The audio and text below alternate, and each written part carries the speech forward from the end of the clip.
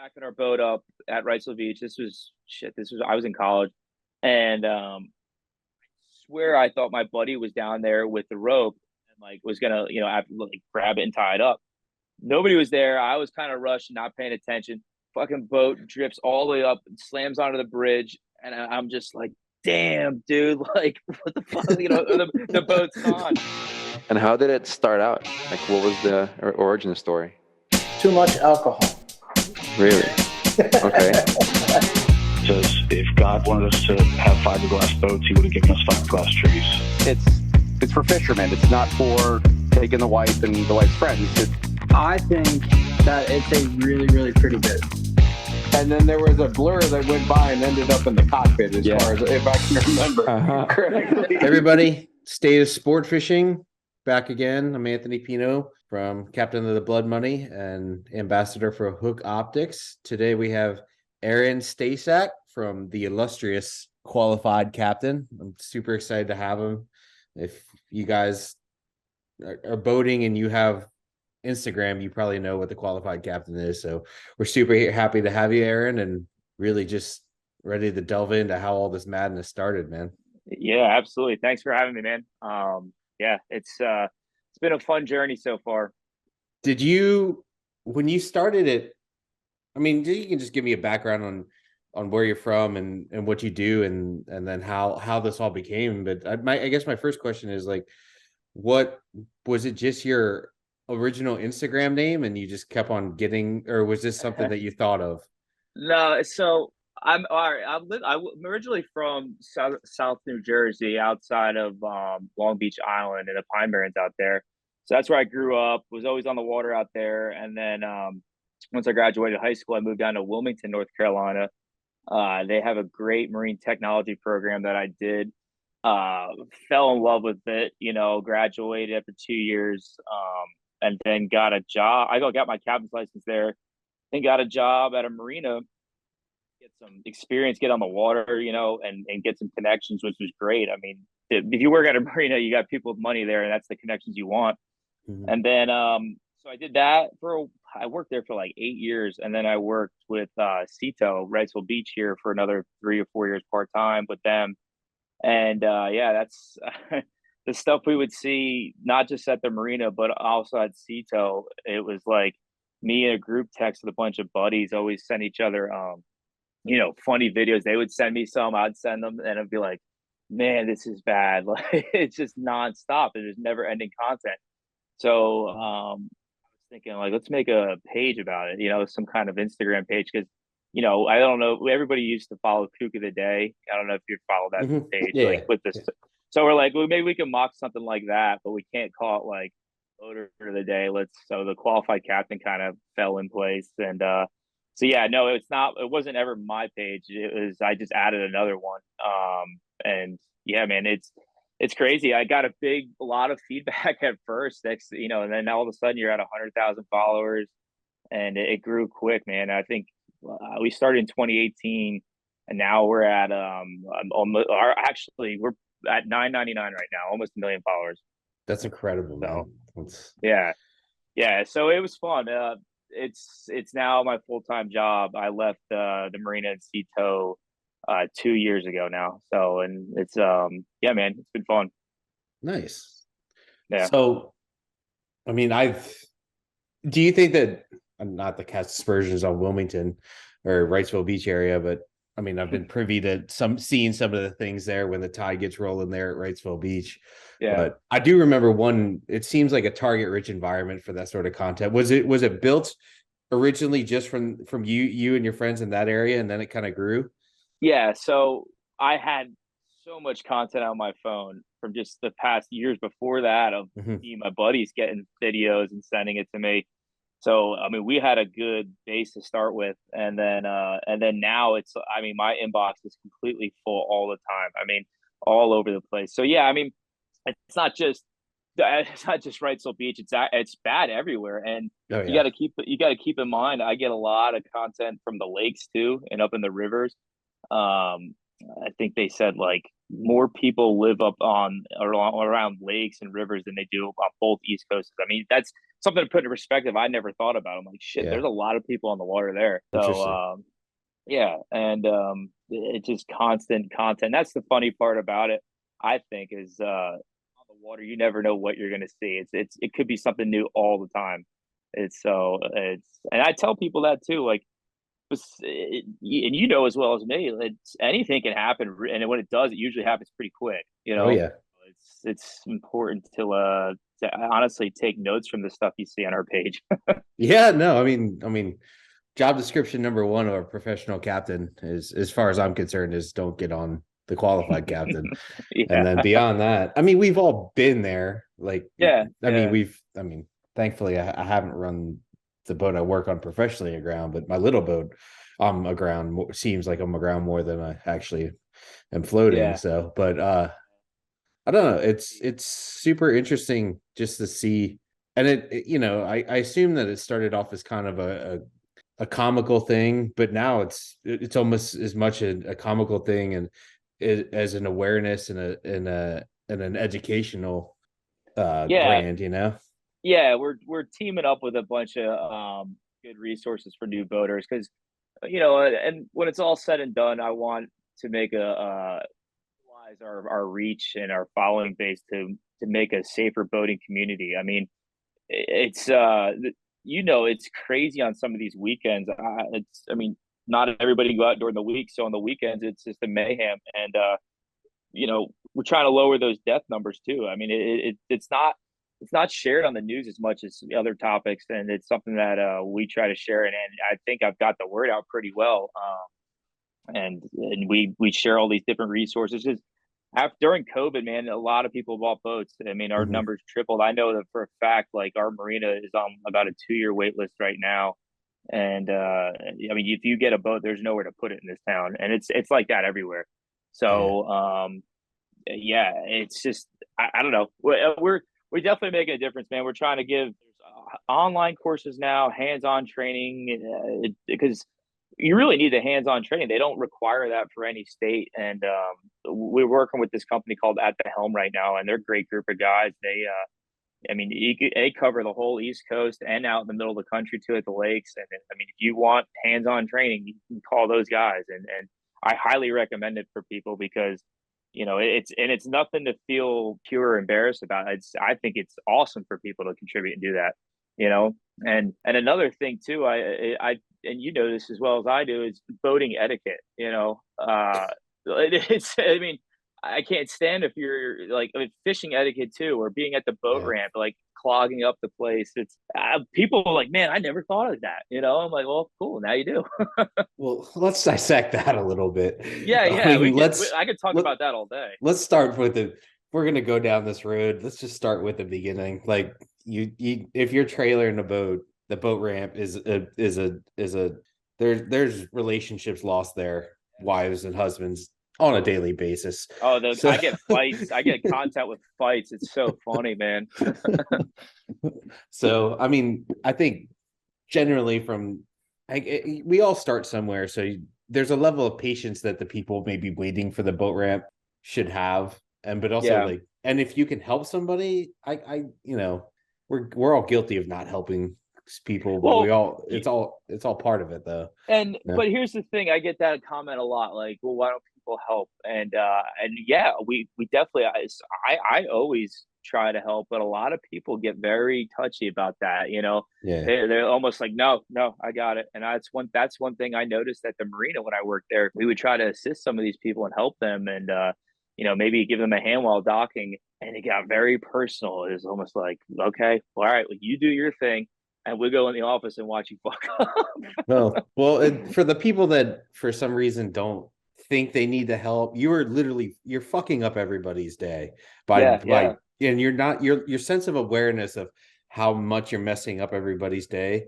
it needs to be enhanced, because like it's just so frustrating to have people that are either sometimes they're very capable, but they're just not really worried about the people that are waiting on either side of the boat ramp. And it's just infuriating. And this goes for people that go through the airport too, because you're probably the same people. Be aware of what you need to take out of your bag, so you're not messing up the airport or the boat ramp for everybody.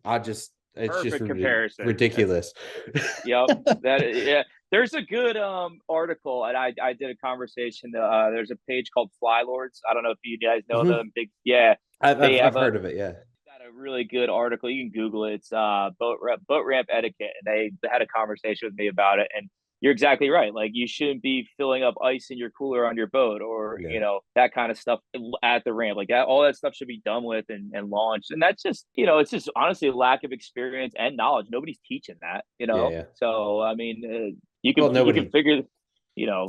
People's sense of awareness of the space they take up in the world is at an all-time low at this point. 100% in the world. Yeah. So now when they buy a boat and it's an extension of themselves, they take up more room and they're out in public. So that's right. Went on a tangent. I'm quite frustrated. No, hey dude, trust me, I deal with that. I'm not on the water as much as I was, and I definitely I miss it in a way. I was constantly on the water every day. It's a totally different job now, so, but yeah, it's the boat ramp etiquette, the wake, no wake. A lot of people don't even realize the wake they put up. Even in a relatively small boat sometimes, or like that stretch of the intercoastal there between Wrightsville and Snow's Cut there is like one of those places where you're like, they'll let you run, and I do it because they let you run, but it's like, oh my God, like, look behind you, I know it's crazy. Yeah. I mean, I guess you can't lock up that whole waterway there, but yeah, those docks are getting their asses beat. I did one year. We were coming back from down south, and I kind of made a bad decision with the weather coming from Charleston to Moorhead, and I ducked in up the river there, and up the Cape Fear. Yeah, up the Cape Fear. I don't know why I didn't know that. And then under Snow's Cut, and it was Memorial Day weekend, and I was like, I know I can run this, but I would get killed, or I'd kill some people, and then they'd come after me, So it's a sense of responsibility about what you can and can't do. Yeah.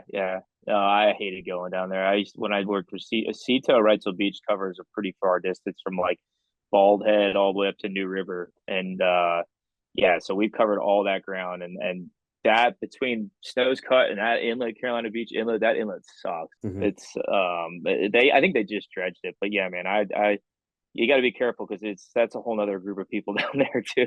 So let's go back.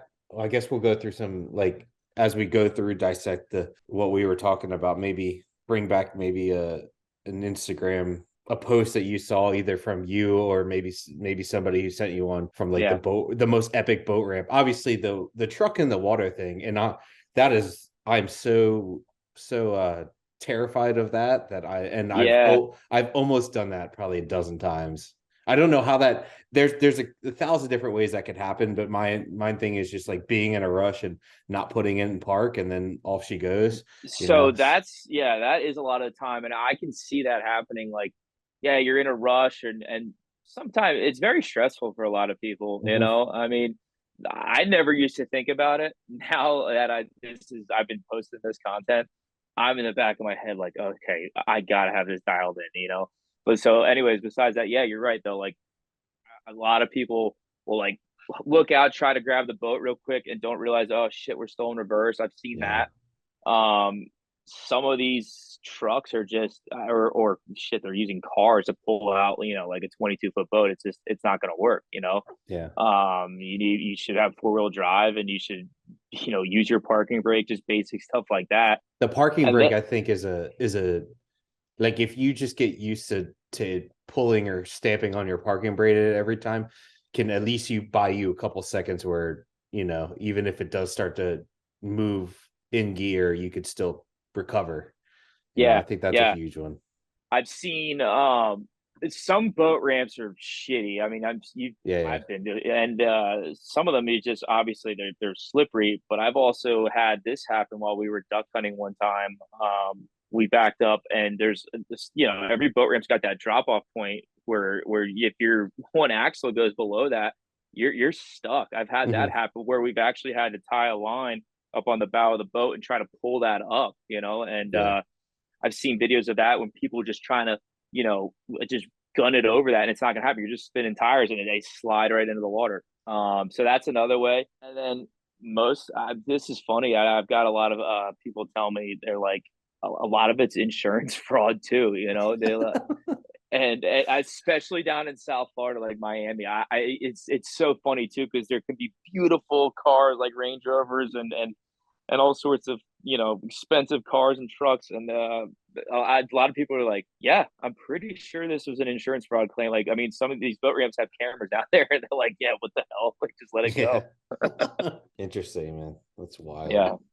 So, but yeah, that's the number one question I'm asked is like, how the hell does the car get up in the water? Because it's not you don't really see it every day, but now Page made people open their eyes a little bit. If you follow your page, you see it on a bye week at least twice a week. It seems like. Yeah, 100%. I mean, I get it. I get one. Yeah, at least once or twice a week.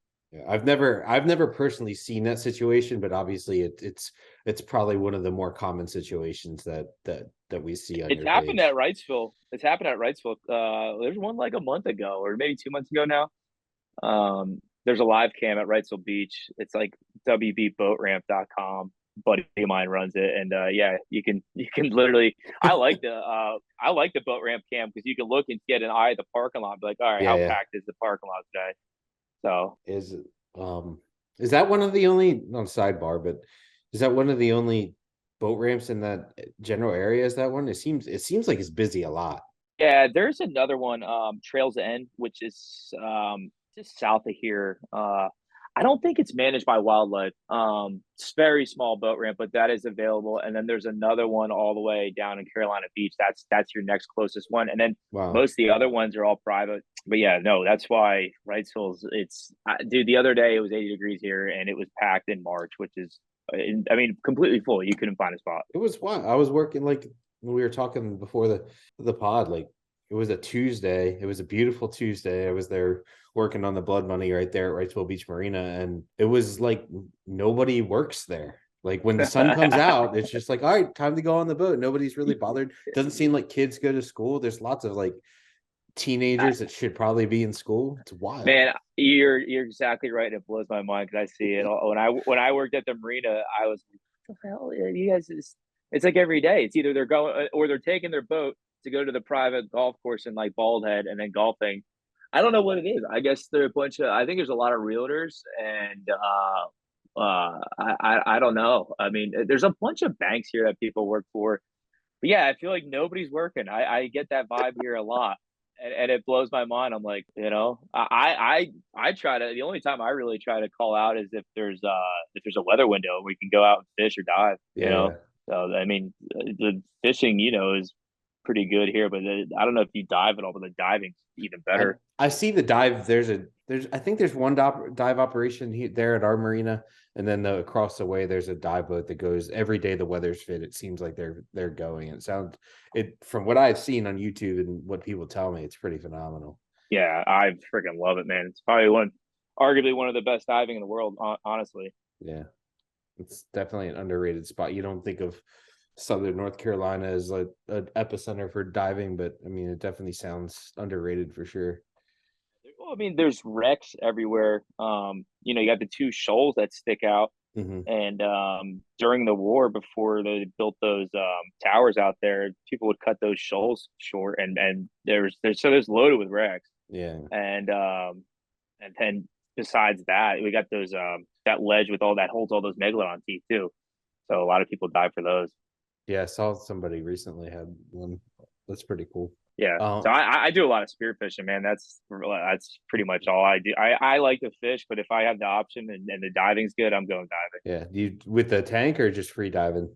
We free dive. Nice, man. That's cool. Yeah, I love it, man. I got into it.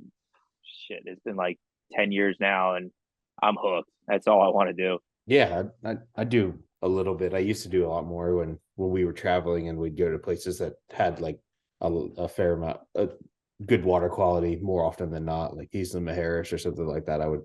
The couple years we spent there, like every day that I had weather, I was out there if we weren't fishing, and it's just something you certainly need to like go baby steps with, because you could kill yourself pretty quickly. Yeah, no, absolutely. It's super dangerous.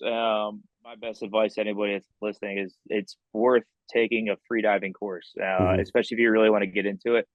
Yeah, and then there's just so many little things that can go wrong that you really got to, just keep in the back of your mind. But yeah, man, once you get into it and you get comfortable, I mean, we had some days here that 80 foot of visibility, and you're looking down, you're like, holy shit, look at that grouper, Yeah. So You tangle with any wahoos in that area? I mean, wahoo yeah, fishing in the winter is phenomenal there, but I don't know how easy or difficult it is to see one diving. no, we actually did. We went the other day. We didn't do so well, but no, the past couple of years, man, it's been awesome. Usually we'll start trolling and get ready, get suited up, and if a line goes off or two, reel that fish in, and all right, stay in this area, get in it with a big chum bag, sit there and wait, and yeah, man. I mean, we've had a couple of days where we've landed like 6 or 7 wahoo on a gun. Wow.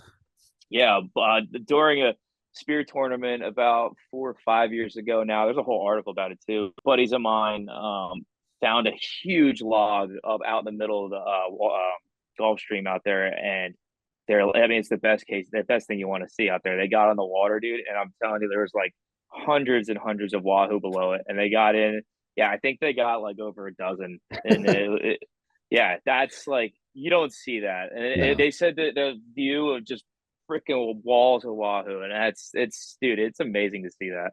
Yeah, that's pretty cool. I think it's an underrated spot there in Wrightsville. I mean, you gotta run. It's not. That's the thing. You gotta run. Yeah, it's not Ocean City, but it's far. You gotta run out there, and you're doing. I feel like the way that's set up, you're going 55 miles almost, no matter which direction you go. So easily, you're doing 55, 60 miles. Yeah, so pretty cool spot. Falling in love with Wrightsville more every day. Yeah. No, I'm not going anywhere, man. I bought a house here 2 years ago in Wilmington, and I freaking love it. Like, I got lucky. I got a slip here at Bradley Creek. We've had a boat there for the past 6, 7 years now. And actually, we're in the process of building one right now with Onslow Bay, so I'm looking forward to that. Yeah, we're getting a 33 built. Great people up there in Hampstead, man, and we're stoked to work with them. We're gonna partner up and build a whole like step-by-step process of how they build their boats, the components we're gonna put inside of it, and just do like little clips for our Instagram page, and then eventually put that all together and build a YouTube video of it, and then put it out in the water and actually show people the lifestyle and hopefully catch some fish on the thing. Yeah, I'm sure you will. It'll be a good platform for whatever you want to do. Yeah. No, it's a badass boat, man. And the cool part is too, we're putting a lot of things on there and I want to do the step-by-step process of like what I personally bring on a boat and show people that are getting into fishing and going, 20 to 30 plus miles of, some things that they should consider, and some of the electronics that we have now that they might not know about. So Garmin's going to, be part of this, and we're going to do a whole, video of that. So there's some new stuff that's out now that's amazing, and it as well as I do. Yeah, the Garmin InReach is a game changer for being offshore. Yeah, I just got one. I got it sitting right here, and it was so cool. Last time I was out there, I used it for the first time, and like, it's kind of funny if you're out there and you don't want to say anything on the radio. It's like, hey, where are you guys at?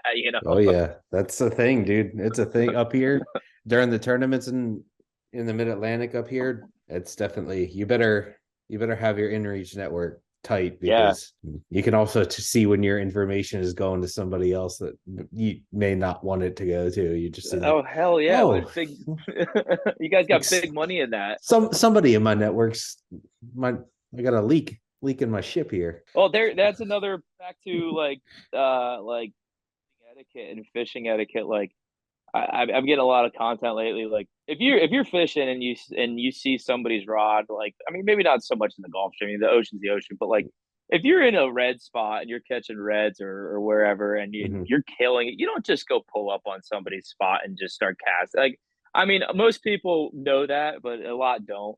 I wish my co-host Nick was here for this, because he does the kite fishing in Miami, and those guys, I mean, it's kind of all understood that being aggressive and getting in somebody's way is kind of, it's just part of it. That's how competitive that fishing is. But I like up here, it's a little bit more like, if you cut somebody off, it's more often than not, like somebody's going to say something, like if you run in on somebody, but at the end of the day, it's like, I don't know. It all goes different for different fisheries. Inshore fishing, man, like you can't just roll up on the same point that somebody's fishing, Yeah, you made a good point. It's all different with different fishing. Like, I mean, Yeah. if you're all trolling for wahoo, it is what you're just going back and forth, you're Yeah. zigzagging around. But my buddies are really into fly fishing for reds, and that's how it's tedious. Dude, Man. You put a lot of time and work into that, and to have somebody just come up and drop like an egg weight on your spot, that's like, dude, what the hell? Yeah. We have a spot here. It's called it's the corner of the Washington Canyon and the Wilmington Canyon, and the Norfolk Canyon can get like this too, where the big eye tunas are biting, and like they only bite in this like spot, this very specific spot, and everybody's trolling. And if you get cut off by somebody, I just feel like you need to understand, like, hey, we're all kind of working this really small spot. There's 50 boats here. Like, just show some patience. We don't need to be getting yelling. If you're gonna go in there and fight over a bite like that, you're gonna accept the consequences of maybe somebody cutting in front of you, or even unknowingly cut off a fish of yours. So it's just kind of something that I think that it seems like every last couple of years, I've obviously after COVID, there's more and more people in the water, and you just have to realize what situation you're in, and bring your mind down instead of like having a meltdown, because that doesn't help anybody except for the qualified captain. Meltdowns are great for you guys. Well, I kept all my buddies sell boats, and all my friends are in the industry, and you're saying how COVID, there's so many people out there, and we anticipated, with the way the economy is right now, that maybe it'll slow down, maybe boating's not their thing, and man, I'll tell you what, I don't know about where you guys are, but they're still selling boats here. Every slip's freaking booked. Yeah. And it's going to be another busy year. And I don't know. I mean, gas is expensive as hell too. So I don't know, it's going to be interesting to see. I thought these for sure, some of these people would be like, no, it's not really, my thing. I don't really keeping up with it, but no, my buddies are saying they're doing really well, still selling boats. I definitely feel like everybody's a bit surprised in the industry of how well it's kind of held on, and who knows, maybe it's just part of people's lives. There's also a lot more money that was flying around than in 2000, than in, like, say, if we're thinking that, and me and you are no economists by any means. I would assume you're not an economist, but like, I just feel like that there definitely is a lot more, but we'll see if things keep on going this way, Yeah. I mean, I'm not complaining. It's helping us pay the bills, but it is crazy though. I thought, like, I almost lost a slip this year. I mean, our one lease expired. I had to find another slip, and luckily I did. And because if you don't get on it, you're trailering. That's got to be. We have similar issues up here, especially we have the White Marlin Open in the Mid-Atlantic up here, and I get, I need to come up there for that one, the White Marlin Open. I think you should, man. Yeah, I know. I've been to Big Rock. I got a good relationship with the guys in the Beach Haven White Marlin Open up in Long Beach Island. So we sponsor that tournament every year, and they got a killer little vendor setup that they do on the main street there, and it's a fun time. So but yeah, man, we have some accounts up there, and for the White Marlin, or the Ocean City one. Trying to think of the name of is it AB Surf Shop's one of the accounts, and there's another tackle shop there too. I forget what it is, but no, I mean, they're gonna be set up there with our stuff. So I might come check it out, man. It should, man. It's I don't know. It's kind of since it's what they call it the Open, I guess, because of that anybody can enter. So you get boats that travel the world, full-time crews, like the who's who of these top-notch programs, and then you guys get guys that might fish 3 days on their boat, and this is the only days that they fish offshore is during this tournament. So it's a content like wonderland for you. You can see anything from like what you should do to what you shouldn't do, and everything in between. And then you start to see who's not doing. Some of the guys like me, well, I don't want to put myself in that category of what you should be doing. End up seeing guys like that or me do stuff you shouldn't be doing, So Yeah, I need to come check it out. I've never even been there before. I've pretty much been, I feel like, everywhere on the East Coast except for there in Maryland. Yeah. I heard it's fun in the summertime. I heard it's crazy. Yeah, like there's always somebody running aground. Don't they do that docking competition? They do that on the Eastern Shore here, a bunch of different places. So like, yeah, that's kind of like, I guess I don't know much about it. I have never been to one, but I want to. And like, I guess there's like a little circuit. The guys like on the circuit go to these small towns on the Eastern Shore of Maryland and compete in these competitions. So should badass. Yeah. Like I want to find out more if you know anybody, link me up because I would love to be a part of that and sponsor. I always thought about something like that here. Qualified captains we're trying to lean into maybe getting involved more of these events. And I mean, now that we're a pretty popular brand, I want to get more involved with the community. We sponsor a lot, but feel like we're thinking about in the future maybe having our own small tournament and see where it goes and expand a little bit. I think that's awesome. I think there's potential. So yeah, man. Big future ahead of us. A lot of planning. It's just a matter of doing it. We're pretty busy right now with we do a lot of merchandise sales. I'm sure you guys have seen that. And I've got sales reps up in the East Coast running our gear up and down. And that's taken up, believe it or not, a lot of my time is just trying to manage all that. But now, I've got enough help. Like last year, that's all we were doing. Now I got enough help where it gives me time to do stuff like this and try to get our brand out, So yeah, that's kind of where we're trying to lean this towards. Going to these boat shows and trade shows is a lot of fun. Yeah. I've always thought that a docking contest with Sportfish boats would be something interesting, but nobody ever seems to want to do that because they're too expensive. Yeah, that's what I was thinking. You gotta have to it'd be cool one day we get enough sponsors to like have a designated boats. I don't know what you would do, maybe like a 22 or 24-foot boat. Just see who can dial in just a single outboard. I mean, that's usually the hardest. Like, who can dial that in perfectly? You know, that would be cool. Yeah, to have a standard boat, and then you just got to go see what you got. I think that'd be awesome. Yeah, and then do the whole nine. Like, do the you got to back it in off the boat ramp, how fast you can do all that, and then dock it real quick at a slip. Yeah, and it'd be kind of fun. It would. I could see it getting super competitive. Yeah, like it certainly would be a spectator sport, not unlike the docking contests they have here. I mean, if they had a stadium to build for those things, they probably could.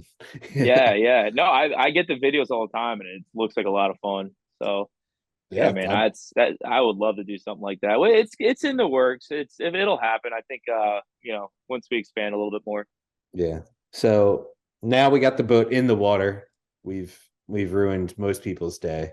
Now let's talk about the etiquette while getting out of the marina and just operating the boat in general. I mean, obviously, we should know the rules of the road and everything. I don't really know the rules of the road, but I've managed enough at this point to, to not crush anything. I say that sarcastically, but yeah. Well, man, that's a lot of people a lot of states, and I'm pretty sure you correct me if I'm wrong. Most states you don't need anything over like a certain age. I think it's like 26 or 27. You could just get the keys to your new 28-foot regulator and go. And that's a lot of boat, and a lot. I mean, dude, that's what I would see. I would see these people buy like these big Scouts or Grady Whites, and just mind blowing to watch them. I used to drive a forklift, so I'd put the boat in the water and then watch them take off. It was just like cringe watching. I'm like, oh my God, I can't believe. So that's we always emphasize to people like, man, just consider taking first a course, like a written test, and then hire a captain to do some training, and then you'll feel it'll make your day a lot less stressful. I can't stand when I was working for Cito, I always see, maybe the kids and the wife are having fun, but the dad driving the boat, he's stressed the hell out, and nobody wants to have that time on the water. You want to relax. So yeah, or God God forbid, like docking the boat with your wife or girlfriend. Like, Oh, and she's just flipping out on you. yeah, just do a little bit of rehearsal when, take the boat out there on a Tuesday. It's a nice day in Wrightsville Beach. Go to a dock, try to find a dock that maybe is a public dock that nobody's on, and just kind of just work on your technique a little bit. And 100%. And I had a couple guys. I told some people at our marina to do that. We got a bunch of docks that are wide open. So, just come here at 5 o'clock after work. I'll come down and help you. And it's funny, I'd come down in the evening, and that kid, he was like about my age. He was 28 or 29, and watching him, practice. That's awesome. I mean, I'd rather see somebody doing that than just winging it. I love it, and it's safer for people like you and I. I've seen some close calls on the water, man, and it's not necessarily like our fault. It's the other people, and it puts us at risk, especially diving too. A lot of people don't even know what a dive flag means. That's why I do a lot of diving. It flips me out. Just rules of the road, man. Basic knowledge but there's nobody enforcing you to do, take those tests. Yeah, it's wild. The first, when I was a kid, like probably 12 or 13, I think I cheated on my boater's course because it was online. So we had a laptop and then a desktop, and me, my cousin, and my brother all just kind of, I don't know why we needed to do that. I think we could have passed it ourselves, but well, no, under a certain age you need to do it, but it's a stupid like little cartoon honestly shitty test they make.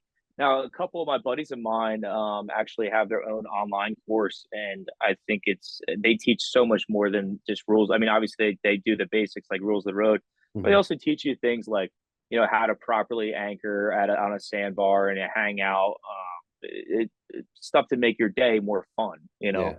Stuff they don't teach you on those courses. So or just the general concept of current and wind, current, like wind. The boat's not ever stationary, Yep. And they show you different like equipment you can use now. There's a lot of different, really nice, I mean, GPS depth sounder. You use your phone for tides, and I mean the phone you can do everything on pretty much. You don't even need any GPS. Yeah. When in doubt, I usually use that. Was it Navionics? Do you guys ever use that? Oh, dude, I plot courses all over the Caribbean, and I've used that to plot, or at least plot and research courses, or courses and routes to all sorts of different places. So I got a funny story of Navionics. We got to the boat ramp. We were going to go spearfishing for wahoo, and we had some great numbers from our buddies that went yesterday. They told us, go here. And so we were ready to rock and roll. We had all those numbers saved on the GPS. I for some reason the kid didn't have it saved on his phone, so it was on his GPS on his Garmin. We didn't have a text. 3 a.m. We get to the boat ramp and we could not. His Garmin was all. I couldn't get it on. It was something happened. It glitched, or I don't know what it was. Anyways, GPS down. So we're like, all right, let's use Navionics. We're going. It's a beautiful, calm day. We got some boats next to us, so don't feel too sketched out. And we get out there and get in. As soon as we get to it, we just winged it. We just were like, all right, let's just shoot for this compass heading and go. Get to this spot. I mean, I had never seen this before in my life. I looked over and there's wahoo circling the boat. I mean, and just lit up. And I'm just like, give me the gun. I rolled over, boom. We had a wahoo on in like 10, 15 minutes as soon as we got there. And we all landed a wahoo that day, and had a killer day. Got back, and we hit up our buddy that gave us the numbers. We're like, yo, where were the numbers that you gave us? And we've marked that on our Navionics chart, and we're like, dude, we were like 2 miles off of where he gave us. And we just winged it. Yeah, that's awesome. Yeah, man. It was one of those days you don't forget, Yeah, that's sick, dude. That many wahoos. Yeah, that's wild. And yeah, it is. Navionics is a great resource, and there's lots of. I mean, that's not free. It's far from free anymore. It used to be cheap. Yeah, and weather too, man. Yeah. I had this one guy in the Big Scout. The guy had like a 2008 Yamaha 250 on it, and then like a brand new 2020 Yamaha 250 on it. I was like, what the hell's going on? So anyways, we warned him. I'm like, dude, it's like every bit of 4 to 6 foot right now, and it's blowing like 25. We really encourage you not to go, you know. And he's going out with him and his son. I mean, his son's like 13, 14 years old, and he obviously he went out of the inlet. I think he turned around, but that kind of thought process is like, you know, that should be avoidable. You should know better than that.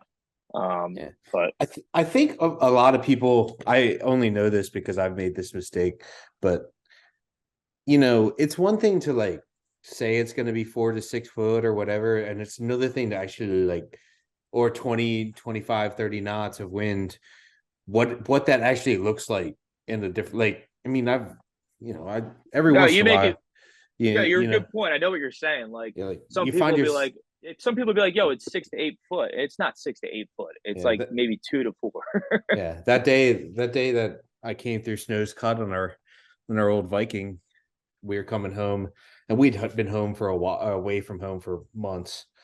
And me and the mate were just like ready to get home, and we were coming from Charleston. I knew this cold front was coming, and I was like, I looked on the NOAA. There was like, it's a weak cold front. I was like, I should be all right. And I was like, if I could just get around, it's Frying Pan, right? Yeah, frying pan Yeah, tower. Yeah. Frying Pan. If I can just get around there, I'll be home free. And we were like 100 miles from Charleston, probably like 90 miles from the tower, and it just started getting rougher, and I'm like, this isn't good. And then like in like 10 miles, I was doing 8 knots, and I was like, oh my God. I was like, I got to go up the Cape Fear River. The only problem with that was I had to go into it to go into the river because it was blowing northwest because it's a cold front. And that river can be nasty, man, going through those cuts. And we were doing 8 knots for, I don't know, I could do 12, 15 knots, but then I'd have to, when I found a big one, I'd have to like pull it out of gear. Yeah. Or pull it back to idle and then keep going. But what was wild is we get there and we're blasting up the river, and it's still howling. By the time we came out of Masonboro Inlet, it was slick calm. Like when we came under the bridge, I was like, hey dude, let's just wash this boat because we're gonna have to idle because there's a million people out. Like I was like, just wash this boat here. Would just rinse and chamois the whole boat, and then from Masonboro to Moorhead, it was slick calm, and I was like, man, that was quite the juxtaposition. But that was just like reading weather, and you know, if I was fishing 80 miles offshore in Ocean City, I don't think that I would ever do that. But I was like, it's coastwise. I'm only like 25 miles, 30 miles offshore at my furthest point, but I wasn't experienced enough at the time to realize, like, you know, if you're 30 miles offshore or 15, 30 miles offshore and it's blowing 25, 30, it's fucking still horrendous, you know? And dude, that spot in particular, like Frying Pan Tower and all those shoals right there, I've seen that change so fast. That's like, I mean, I go to the tower more than anytime I'm on the water. Like 90% of the time, we're going there to dive. That's just the best spot to dive, and there's shoals everywhere. And I've seen it change so fast, man. I mean, completely slick calm, and then like you nailed it perfectly. Like as soon as we got in through the inlet and all up there, it's like, oh, you look behind you, it's flat calm, and up there is just nasty. Yeah. We had a time where it was in July, and we're looking, and I'm like, all right, dude, we got to go. We got to go now. We got a 40-mile run back. We're on our little 23-foot like Mako with a 150 saltwater series. We're like 40 miles offshore, and we told ourselves, like, we got to go, man, got to go. We got in, and we were trying to get to Masonboro, but Carolina Beach was like, all right, that's our close in. Like, we got to take this, or we're not gonna. I mean, we're gonna get our asses. So we took that, and I'm right about like 2 miles from the inlet, dude. Freaking just destroyed our whole console. Isinglass broke off. I mean, we got our asses beat, dude. And I'm glad we left when we did, because I was talking to my buddy on the radio. They were about 15 miles behind, 10, 15 miles behind us, and he was on a 28 Parker, and he said, dude, we were taking him over the bow. Yeah. So it happens fast, man. Yeah. Something that it's just an experienced thing. You can listen to people, and you should probably listen to people more often than not. Like, even if they, you know, if they're sharing a word of caution, I mean, definitely heed it, in my opinion. But, you know, I think over time, it's something you develop. You're like, man, like, this is we need to leave now, or this is going to get dangerous. And if you ever have like any sort of doubt in your equipment, say you're talking about a saltwater series, incredibly reliable engine, but also it can be quite finicky. And it's I love that thing, but yeah, exactly right. You got to remember that thing's freaking 20 something years old, Yeah. So the smart thing was to leave as quickly as you could and roll out, because you don't know oh, dude, if bad it can get. If we would have stayed another 20 minutes or half hour, we definitely would have been in bad shape. And if you have that it's just that weird feeling that morning or whatever, you just in the back of your head, you're thinking, nah, I don't know. Yeah, that you should usually take that advice and don't go. I've done a couple trips where I've like, I have some pretty amazing owners on the boat I run, and one, like, every once in a while they'll be like, I'll get a text, less so now than I used to, but I get a text from my boss at like 2:30 in the morning. Hey, I can't make it. Have a great day. And I'm like, what? He's like, yeah, just go ahead without me. And one day and typically I go, but because he's got guests coming and we have a crew lined up and everything to fish. But there was like in 10 years, there's probably been a handful of times where I'm like, you know what? I'm just going to turn, like, I'm not feeling it. Like, it was a marginal day to begin with, and I'm not feeling it. And everybody came and went and it was okay. But I didn't feel right, and you're not, you're responsible for people's lives and, absolutely. Couple $1 million of asset, you want to make the right decisions. You're the captain, that's part of the job. When I was working with Cito, when I was on call a couple nights, it was, we made that call. I mean, it's not like I had, 1 a.m, somebody, my boss or whoever it is, to give me some advice. They're out cold. It's me. Mm-hmm. And a lot of times I turn down those jobs just because I would even run out to the inlet and take a look. I'm like, nah, I'm not doing this, and just call the Coast Guard. I mean, that's what they're there for. It's interesting. We would get these calls, and the Coast Guard would actually call us, unless a lot of people, if you're not really under immediate distress, it's, use your CTO membership or your towboat membership, because the Coast Guard will, that'll rack your bill up. But it puts us in that awkward position. It's like, damn, man, I don't know, Yeah. So I was curious. Do you have any idea what a helicopter ride costs on a Coast Guard helicopter? I have no idea, but I know it's probably not cheap. We had a guy, we were fishing this tournament offshore in off of Atlantic City. It was the Jimmy Johnson, and it was the Jimmy Johnson Atlantic City tournament. And we had a guy, we just boated a white marlin, and in the process of boating a white marlin, we had a guy get stabbed by the white marlin through his calf, and out one side and out the other. So thankfully, I can't believe my radio. I mean, they were 94, 95 miles away, and I could talk to them like they were right next to me. Damn.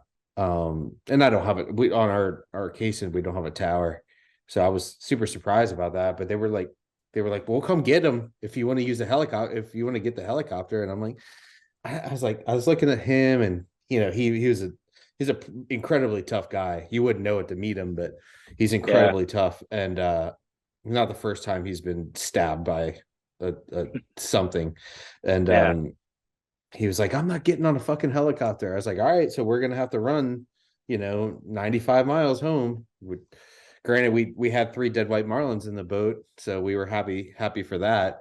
But I was like, all right, so we ran all the way home at 37, 38 knots and get him home. And I'm like, man, he was like, and like with 80, 75 miles to go, they were like, would you guys kept on fishing if the helicopter would have came? I was like, yeah. But I kept on thinking in the back of my mind, I was like, he's probably not going to die, So he's completely, the bill's completely through his leg. Yeah, but it came out like the fish was still very much alive. So it wasn't like it broke off in his leg. Like it went out, and then like naturally, either the fish kind of shook. I don't know. It's kind of on video, and I'll give it to you to share because I'd be curious in the comments. Did you have to? Obviously, yeah. I mean, you had to wrap some probably tourniquet or something on it, right? Yeah, we had a just wrapped it tight. We did. It wasn't losing an insane amount of blood. We flipped it, or we filled it with with peroxide, which was like a sound that you don't want to hear again. But yeah, that sucked. But yeah, I'll just be curious because, like, in my mind, once we were kind of had everything settled and we were going to go home, everybody was agreement we were going to go home. And man, I wonder how much this plane ride is. Yeah, or not this plane ride, but this helicopter ride. Yeah. So I'll do you get the qualified captain thing? Yeah, you can send that to it to me you right now.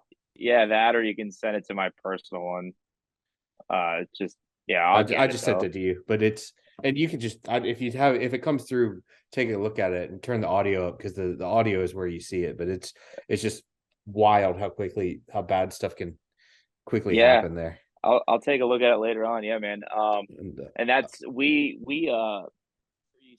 sell those trauma kits. I think Coast Guard requires just a basic. It's very basic kit. What they required. Yeah, and I looked at it, and it's just a shitty Johnson & Johnson kit. We offer, actually, I got one right here. We offer a really nice Pelican case. These things are durable as hell, and that's funny. I had it right here because we're actually working on upgrading ours a little bit. But yeah, no, I mean, comes with a tourniquet, chest seal, little survival pack too. I mean, and it all fits right in this container. Yeah, it's not cheap, but dude, I don't go anywhere without it, and it's easy just to throw in your backpack. If you're on somebody else's boat, I don't know what they carry, but I'm having this, especially when we're diving. But yeah, for instance, like that, because I guess a Johnson & Johnson kit ain't gonna do it. No. I mean, there was a lot of blood and a lot of stuff, and I was super worried about the infection. That was once you realize, like, all right, he's not in imminent death, like you was seriously worried about the infection spreading rapidly because the marlin bills incredibly, they're like sandpaper with like bacteria in it. Yeah, so, man. Any kind of like fish bite or cut on like a reef, you can get infected fast, and that's your first step, and then stopping the bleed. And we teamed up with North American Rescue and did a whole series of videos of actually how to stop the bleed, because we sold a lot of these kits, and a lot of people have reached out to we like, I got this really nice kit, but I don't really know how to use the shit inside. So we try to teach people how to do that. I think it's super important, man, and being first or CPR certified, all that. It's pretty basic, the level of training you need to like even get your captain's course. It's pretty basic. But I know of one service, D-Day. It's called D-D-D-E-Y. And he's a former Green Beret. His name's Don Deo in South Florida, in Stewart. And he teaches a very, very, very detailed class about it. And it's pretty cool. Awesome. Yeah, man. It's important. I think I recommend it for all boaters, but especially the guys like you and me who are out fishing or diving. It's every year I hear some cringing story. Every year, it's either, and it's sad, man. It's usually a death too. So it's just something to keep in mind, because you're the only one out there that can help your mate. Yeah, and you just and I think for people, I think judging weather or being prepared for bad things, I think you got to treat it like the Coast Guard's not coming for you. Absolutely. If they show up and they do their hero thing, which they typically do, then great. But I've heard instances. I remember the Billfisher, a boat out of here, was fishing the Big Rock, and they had a heart attack on the boat, and there was also a cold front coming through, and the helicopter couldn't take off. Like, they weren't going to fly it through a storm, and they had, luckily the boat was fast enough to get the guy home before the helicopter eventually made it. But by that time they were, they might as well have just not been there. But it sucks hearing that on the radio too while you're on another boat, and you're just like, you're helpless to do anything. You feel and you feel so bad because you don't know what's going on.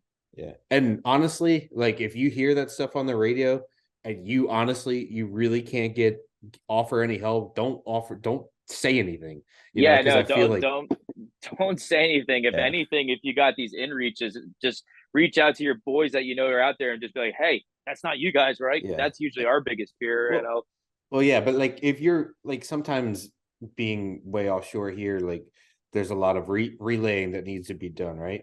In a situation like this. So once the guy is relayed, whether he's designated or not, like there's one boat that's going to be doing it. Everybody else just stay out of the way so they can get this done. I think sometimes I've been like, you just need to shut up and let these guys deal with it, you know? Yeah, they're intercepting on the radio, and then you sound like a real idiot. I mean, the motive is great, but yeah, that's another thing too. It's it's just lack of experience, really. Yeah, I mean, like anything else, it's just a fun hobby that is done in a wild environment, you know, and you just need to be aware of it because things can turn. Yeah, a lot of people just don't realize like it's more dangerous than people think. You know, and I've learned a shitload, man, just from just starting this page. I've seen stuff that I never knew that could happen either. Actually, there's a lot of content that I have on my phone that I 100% can't share just because it's like, I mean, it's either gruesome or it's like really fucked up, and I'm just like Instagram wouldn't fly with this. Yeah, I mean that's something. Yeah, that's wild. I mean, I feel like it's just something that happens, you know. Like I just feel like it doesn't happen enough where people are super aware of it, but when things happen, it typically, even like slipping and falling like between the dock and the boat, and like next thing you know, you're like, oh, so and so broke his ribs, you know, just completely sober, just taking a jump from the dock to the boat, you know, would typically be an easy jump, and next thing you know, it's like, oh, it broke his ribs. That's like an easy, when it seems like when things go wrong, like that would be the least thing that you'd be worried about. You made me just think of something that we have, and I'll let you guys know now. We were kind of saving it for boating safety week, which is in May. But we got some good stuff coming up. This kid reached out to me. He's a big fan. I think he's 14 years old, from Lake Norman up here in Charlotte. A couple of years ago, he witnessed a death in the water. His neighbor fell off his dock and drifted away. It was pretty cold, so I think he just locked up. And the kid, it was, he panicked. He tried to get help. Next thing you know, I mean, it happens quick, man. So with that, the police officers told him the story, and he's telling the cops, he's like, man, I wish I just had something I could throw at him, maybe we could have grabbed on and pulled him in, or whatever it may be. So made us all realize, like, man, all these residential docks, boat ramps, public accesses, some marinas too, not all of them, but some, there's no type 4 PFD, like a throwable life ring. And it made us really think, like, so we should see if we can raise awareness and try to get this. I mean, they started this campaign. It's called the Devoted Float. And I'm going to help them out, really try to expand this. We haven't even said it, but really, you're the first person I'm really, telling about this. But we got a whole documentary. I brought him here to film. We traveled from every boat ramp in town to almost every public access, every, we didn't call out a lot of businesses, but a lot of local businesses didn't have them there. And it's just something to consider. I think you should have. It happens quick, man. There's a couple of stories I know just in the past couple of years. A kid fell off the dock drunk late at night, gone.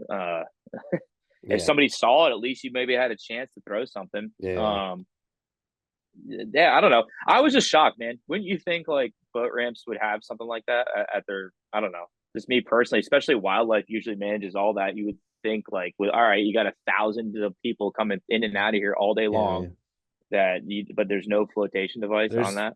Yeah, definitely. And definitely one like Wrightsville where the current is bad. The next thing you know, you could be in a bridge, like I could see, people getting complacent on like a place where there's no current or anything like that, and not having it. But on like it should be everywhere. But yeah, I mean, more so at a place like that place, that ramp in Wrightsville. And I'm sure there's plenty of other ramps that are in heavy current like that.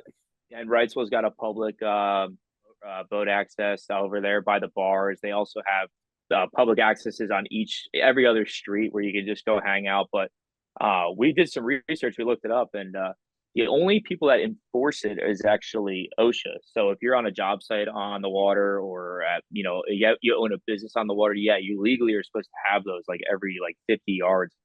But we went out to all these other public areas, and we were shocked. I was like, it's something that you never think of, Yeah.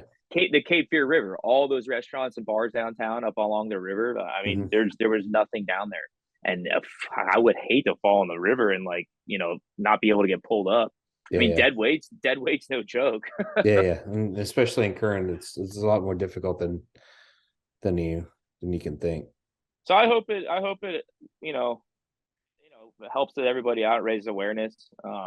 Might be something that a local, a dock owner might consider having. You drive down some of the waterway docks. So some of these docks are like 100, 200 yards long.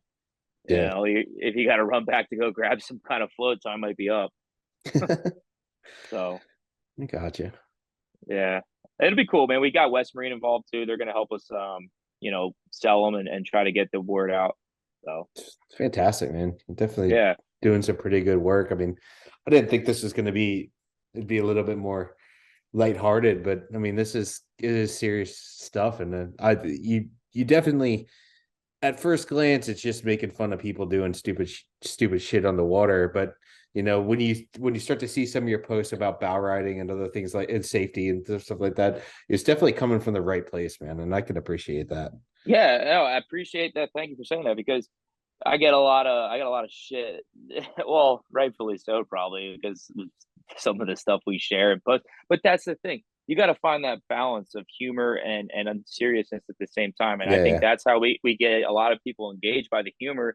But then also it keeps people following too. You got that other crowd. It's like, damn, all right, he's making a good point, or he's actually helping us out and giving back. So we support all that kind of stuff. I had a guy just reached out to me the other day from Virginia, and it's such a bad problem all up the waterway, but all the derelict vessels that just get tossed, and it's really, really bad.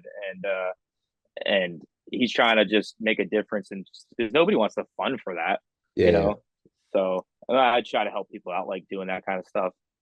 That's awesome, man. It definitely seems like it all comes from a good place, but then again, we got a laugh though. Yeah, like, dude. How about the guy the other day? He was like on a kayak, butt ass naked with a I saw that.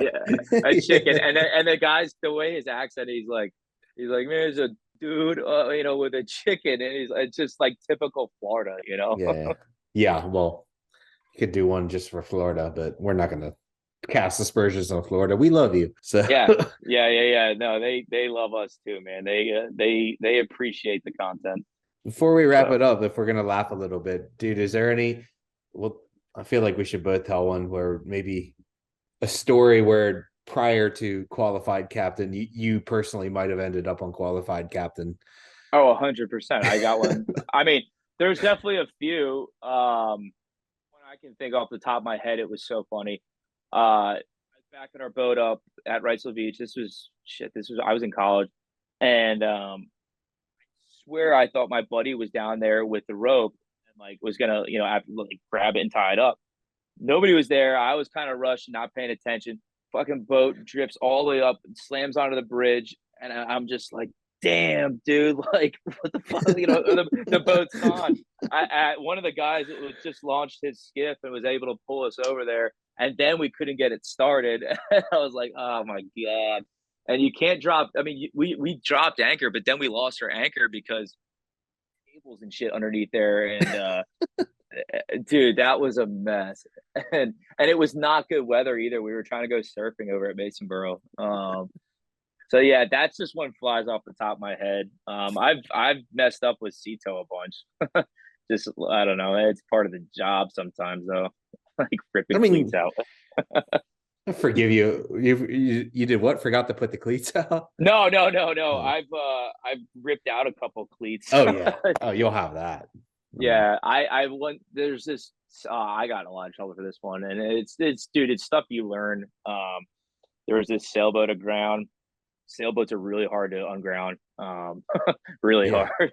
And I was pulling, and I should have just been patient and wait for the tide to come up just a little bit more, and we fucked the keel up pretty bad, and yeah, that was expensive. You live and you learn, man. I mean, what are you supposed to do in that situation? Like, they're in a bad situation. You're trying to help them, but it's not necessarily like. I was trying to beat this storm. Talking to some of my guys on the radio, I'm like, and then the phone, I'm like, what do you think, man? Like, I don't know. I maybe I should wait. Blah blah blah. And it was when it's all said and done, it's my fault, but should have definitely waited. Man, I fucked that boat up. But that's what insurance is for. So yeah, I've run aground hard as shit. I think what's the saying? If you haven't been around unless you run aground. yeah, that's for sure. So, but yeah, how about you? I have one where not professionally. I'll do one personally and then one professionally. But like, my dad had just repowered his center console, and it just got a brand new 250 Yamaha on it, and I was taking it out, and I was with my girlfriend at the time, and I'm in this area, the bay that I know very well now, but I was like, I think the buoys are on the different side here. Like, I don't know if there was a junction buoy or what. And I was like, I'm like riding along, and I'm like thinking, my wheels are turning in my head. Next thing you know, we just plow around, like, and it's not one of those stops. It's like one of those ones where there's just enough water to get you all the way in there, right? Yeah. And I'm like, oh, and it's like October. It was just a nice day in Ocean City, and like October, November, and I was like, oh, and then I was like, oh my God, the tide's going out. So I'm like, it's just me. I got the rooster tail going. I'm like pulling the boat. She's got the rooster tail going, and I'm like, we finally get it out there, but it was almost a disaster, but yeah, we got it out there. That's the ones where you're like, if you know the tide's falling, you're like, oh shit, you have to move. Yeah. And I was wearing pants that day. I'll never forget. I was wearing pants that day, and I was like, oh, God damn it, I got to get in the water. So I took my pants off. I'm just there in my underwear and my hoodie, and I'm just like pulling, and there's a rooster tail going. There's sand everywhere. And I'm like, if we don't do it, if we don't get out of here in 15 minutes, we're here all night. Because I'm not calling anybody. That's for sure. Yeah. You made me think of I got one more, and it's happened 2 years ago. Wasn't my fault, but I was on the boat. We were fishing a red tournament, like inshore red fishing tournament, and we definitely would have placed, possibly won, because we had a red, a flounder, and a black drum, and but we're just killing it, dude. We're on this one little hole, and I mean, having a blast, and we're like. But I knew it. I was like, man, dude, this tide's falling quick, man. We probably gotta get out of here. We're on like a flat little pathfinder, and then all next thing you know, man, like we could not get out, and it was funny. It was like 4 o'clock. We sat there all night long, and then the mosquitoes were so bad. That situation. You're just in the marsh. Yeah, the lady at the dock comes out. She's like, "You guys okay?" I'm like, "Yeah, you got any beer?" So fun. Yeah, we've all been there though. Yeah, and I tell. I think you probably one of our in our bio. It's just don't take it personal. Some people, and that's another thing. I did another podcast with a guy, and he's like, "Has anybody ever really flipped out on you or like threatened you?" Dude, to this day, I've always had, a lot of people reached out. Yeah, that was me. They'll admit it, and we always end up on good terms, good conversation. Yeah. So that's good to see, though. Some people don't really get too bothered by it. I mean, at the end of the day, if nobody gets hurt, yeah, exactly. That's okay, And that's just super important to me. I usually try to get as much detail as I can of the story before I post, because not always it can be mechanical failure. Who knows? Yeah. So, and then, I mean, I see it's a lot of internet captains that, you just don't get the whole context, I say one, I don't know if it's on your page or it's on a lot of fishing pages, where in the Cabo, the shotgun start, where the boat with the tower, I think it's a 61 Garlington, kind of gets in this bad, between the wakes, which is the most unique sea state you're ever going to have, is like 200 boats going every which way at a high rate of speed. And he kind of gets turned, and he kind of overcompensates and kind of does all that, ends up doing the right thing and just slowing down. But it's just like, there's no context of what, I get a lot of comments about like, oh, that hull's designed horribly, or the captain doesn't know what he's doing, or he just got in a bad spot and did something a little late, like it's not the end of the world. I remember that video, and then somebody said exactly that. And, because I always think, I'm like, damn, I don't really have that much experience on Sportfish, but I asked, what the hell what happened? And I got to find details. And that's important to me. Because I would be embarrassed as hell to post something and people tell me like, dude, what are you talking about? Like, that's, so I try to get at least the details from whoever sent the video or whoever it may have happened to. So yeah, man, you learn a lot. I wish Nick was here because he has a good story about. Oh, dude, we should do it again if I come to, or if you're ever in Wrightsville or in Ocean. Maybe dude, I'm in Wrightsville. I'll be in Wrightsville next week. So, give me a shout. We'll go have a beer, dude. Man.